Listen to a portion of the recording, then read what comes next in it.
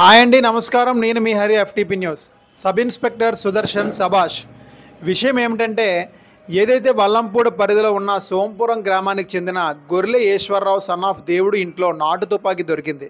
ఏదైతే sub inspector సుదర్శన్కి వచ్చిన ఖచ్చితమైన సమాచారంతో తన టీంతో మరియు విఆర్ఓలతో కలిసి ఏదైతే సోంపురం గ్రామంలో ఉన్న గొర్రె ఈశ్వరరావు సన్ ఆఫ్ దేవుడు ఇంట్లో తనిఖీలు చేయగా నాటు తుపాకీ అనేది దొరకడం జరిగింది. మీకు ఇది ఎలా తుపాకీ రావడం జరిగింది అని అడగ్గా, గుడివాడ గ్రామానికి చెందిన రొంగలి బంగారయ్య సన్ ఆఫ్ తాత అనే వ్యక్తి దగ్గర 4,500 రూపాయలు కొన్నానని ఈశ్వరరావు చెప్పడం జరిగింది. ఏది ఏమైనా సరే లైసెన్స్ లేకుండా నాటు తుపాకీలు ఉంచడం అనేది చట్ట వ్యతిరేకమని ఎస్ఐ సుదర్శన్ వాళ్ళకి తెలియపరుస్తూ, ఏదైతే రూరల్ సిఏ ఎల్ అప్పలనాయుడు ఉన్నారో అతని సమక్షంలో ఇద్దరిని కూడా అరెస్ట్ చేయడం జరిగింది.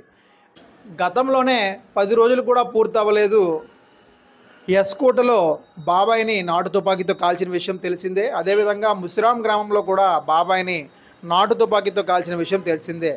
ఈ 2 విషయాలు జరిగి అతి కొద్ది రోజుల్లోనే నాటు తుపాకీలు లైసెన్సులు లేకుండా ఎవరెవరు నడుపుతున్నారో వారిపై దాడులు చేయడంపై ఎస్ఐ సుదర్శన్ రావుకు ప్రజలు హర్షం వ్యక్తం చేశారు. ఇలాంటి లైసెన్స్ లేని వ్యక్తులు ఎంతోమంది ఉన్నారని, ఇలాంటి వ్యక్తుల్ని వెంటనే పట్టుకొని వెంటనే చర్యలు తీసుకొని అరెస్ట్ చేయాలని ప్రజలు వాపోతున్నారు. ఇలాంటి ఇంట్రెస్టింగ్ టాపిక్స్ ఇస్తూనే ఉంటాను, చూస్తూనే ఉండండి ఎఫ్టీపీ న్యూస్.